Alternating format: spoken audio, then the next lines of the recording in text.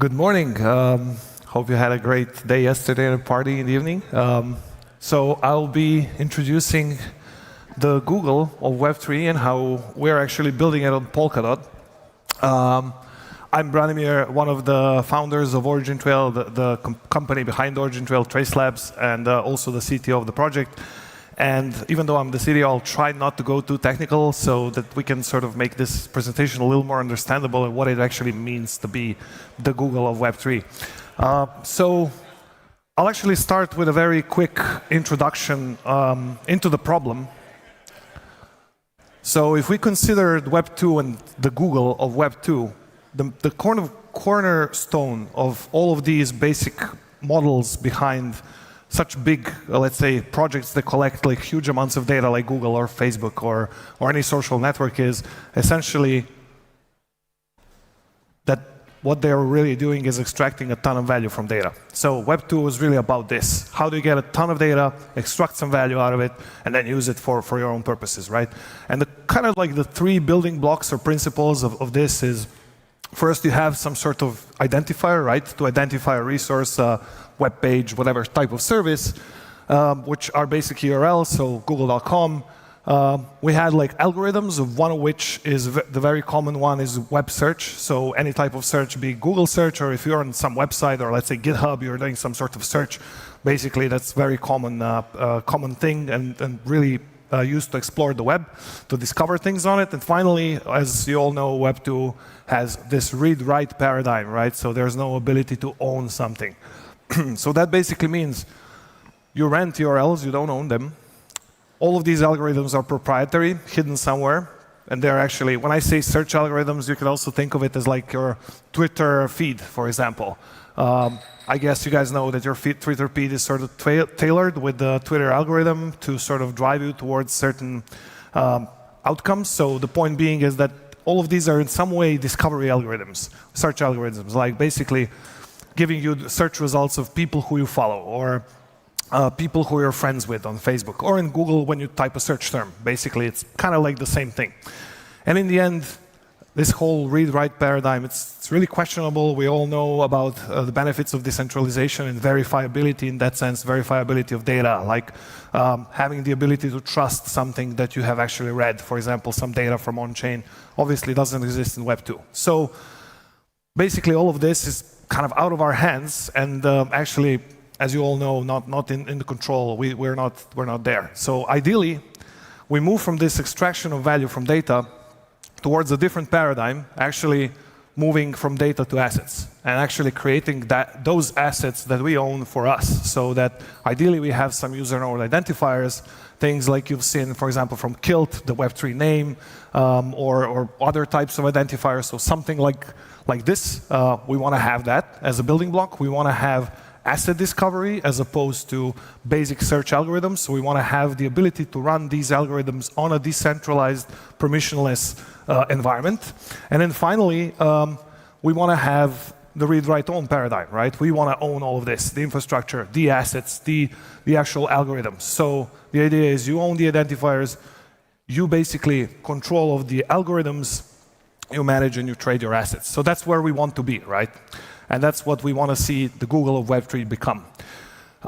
So at OriginTrail, we're actually, our mission is to organize humanity's assets, make them discoverable, verifiable, and valuable. And I'll actually give you a bit of an intro in how we're already doing that. OriginTrail is quite a kind of an old project in the sense of Web3 space. It's been around since 2013. We actually started building quite some time ago in the supply chain space, tracking physical assets, enabling discovery of them. And then 2017, we actually went fully decentralized, open sourced everything we built, launched on Ethereum, then moved to a couple of other blockchains, Gnosis, XDAI, and finally now launching our parachain Polkadot, which I'll talk a little bit more later. But essentially, it's always been a mission to actually enable discovery of different physical or digital assets. And one example of that I'm very proud to show today, I hope the video will run soon, is actually how we're tracking already over 30,000 assets which are in the pharmaceutical space for over 30,000 of patients receiving donated medicines in India. So I'll give you a better hint than through a short video.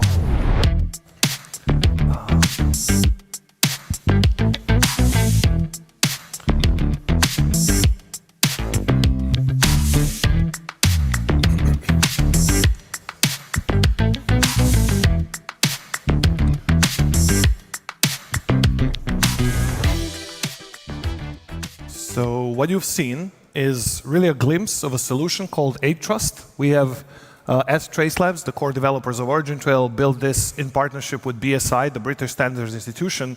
And you see small screenshot here, basically showing events in the pharmaceutical supply chain. This is live in production, working on OriginTrail right now, and tracking pharmaceuticals from companies such as Bayer, Pfizer, being donated all the way to India from the US.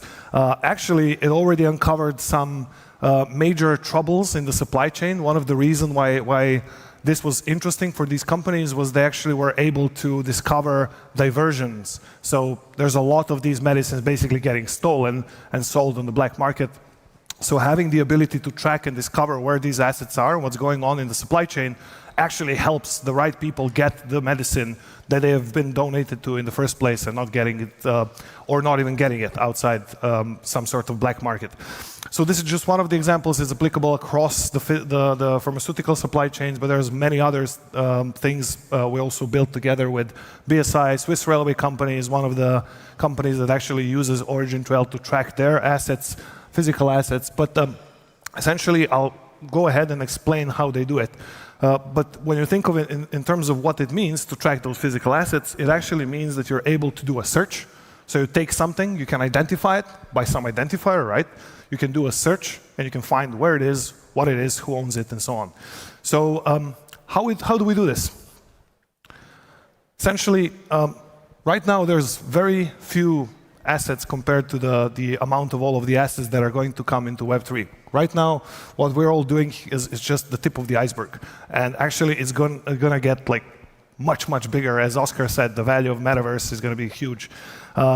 So we need to bring these assets to Web3. We need to make them discoverable, verifiable, and valuable. And how do we do that?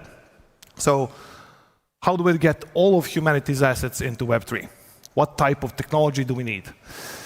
So I'll make a case that we need two types of technology to work together. First one, you can probably guess it, it's a blockchain, right? But specifically why? Blockchains we see really as trust networks. So they're networks that you can basically build a ton of things on. You guys know all of this, so I'll go quickly through it. But basically, they're tamper-proof share ledgers, essentially stateful protocols. Great for decentralized identity, great for things like NFTs, any type of asset tokenization, decentralized finance. I know I'm preaching to the choir here. Basically, any type of generalized, trusted, multi-party computation. Maybe not any type, but you can do quite a lot.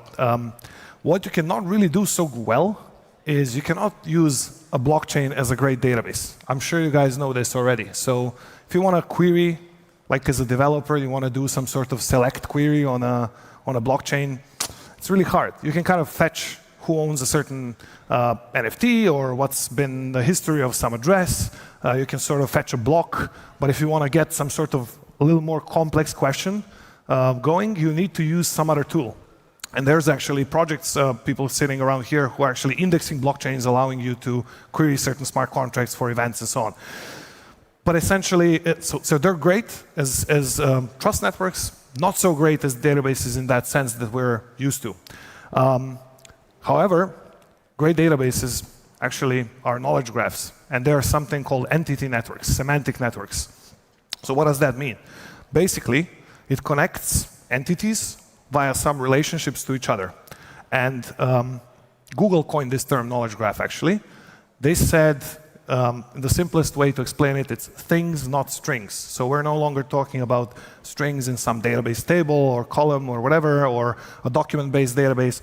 Actually, it's about really going the next level, moving from data to actual entity or an asset, and going to something that they call knowledge. Knowledge meaning that it's semantically enriched, wrapped data.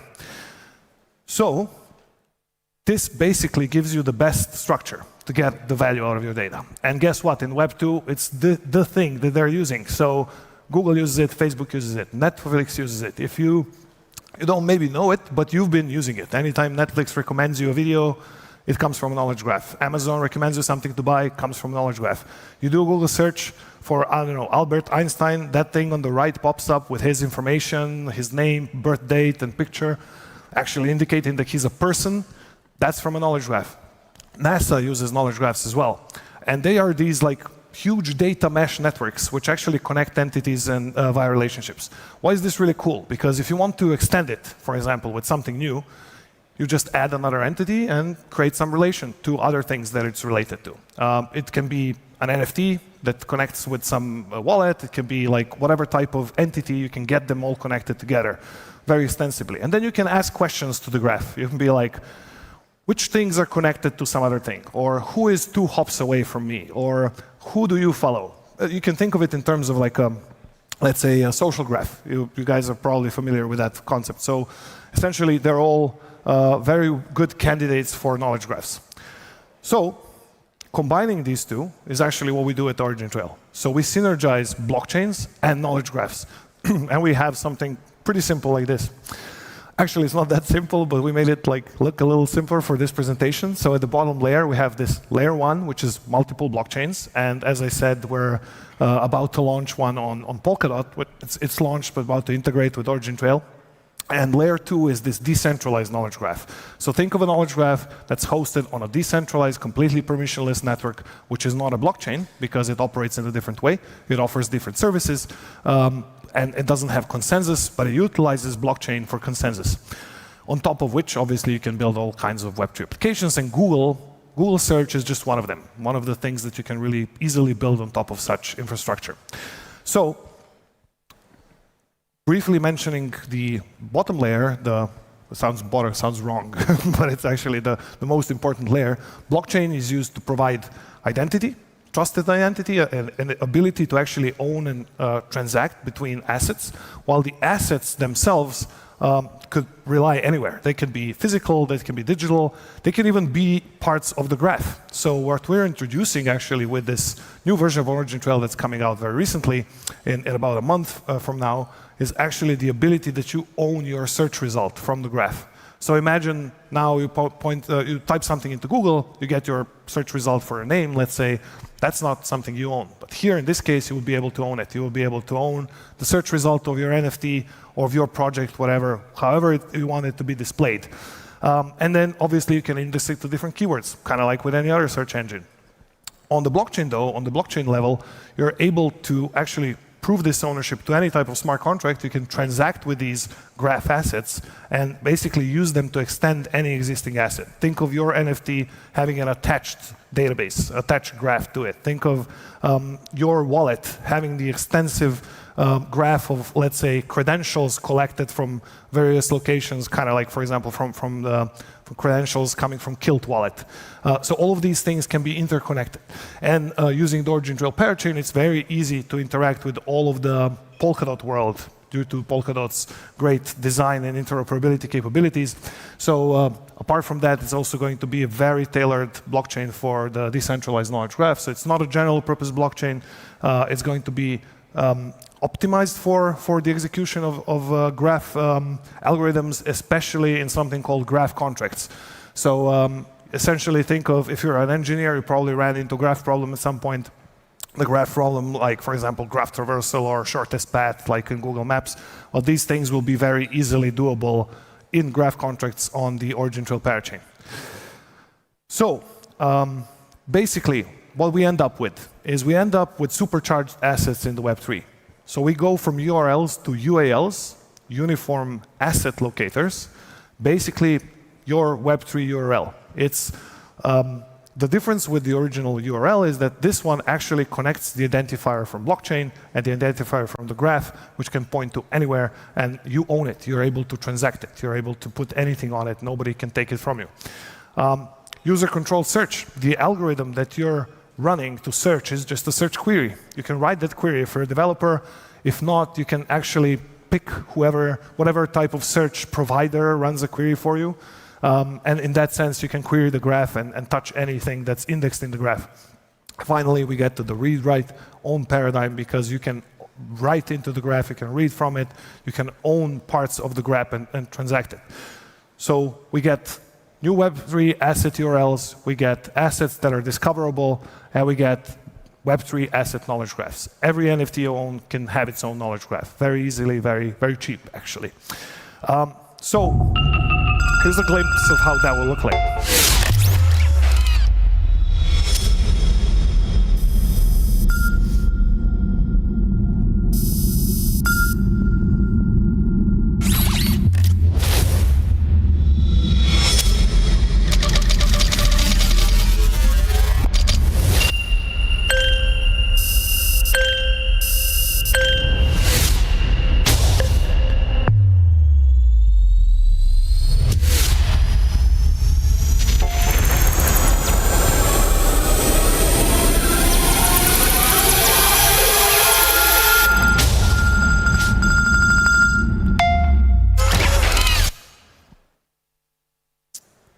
All right, so what you've just seen is a glimpse of what's to come. We're about to launch OriginTrail version 6 on the OriginTrail parachain early August. You'll be able to index into this Google Web3 your existing and future assets.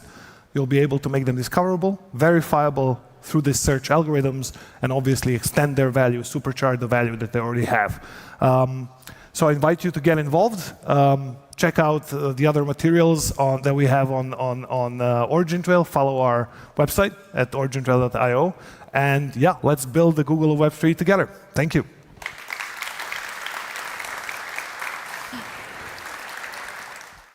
Right, thank you, Branimir. We actually got a few questions in here, 4 or so. How does OriginTrail connect entities to Web3 exactly? Come again? Connect entities. Entities. Oh, okay. Yeah. Very good question. So, not to go too technical, but essentially, OriginTrail uses the technology that comes from the originating idea of semantic web. If you guys have ever heard of it, actually, Tim Berners-Lee, who is behind the World Wide Web, introduced this idea back about 20 years ago. Originally coined the term Web3. But back then, they didn't know about like stuff we know today. And I think actually, personally, that's the reason why semantic web never really took off. However, it did take off in Google and all these companies that are using it in the form of knowledge graphs. So what comes from this movement is a lot of standards, W3C standards, such as RDF for basically organizing these graphs, Sparkle for querying, which looks a lot like SQL, JSON LD, you probably ran into some of that. That basically is one-to-one translatable to RDF. So OriginTrail uses these standardized technologies. We didn't reinvent the wheel. We didn't take anything that's like proprietary. It's basically compatible with all existing knowledge graphs. So even we will enable querying the Google knowledge graph through the OriginTrail knowledge graph. It's possible. You can pick those results. So in a way, merging Web2 and Web3 in that sense. Awesome.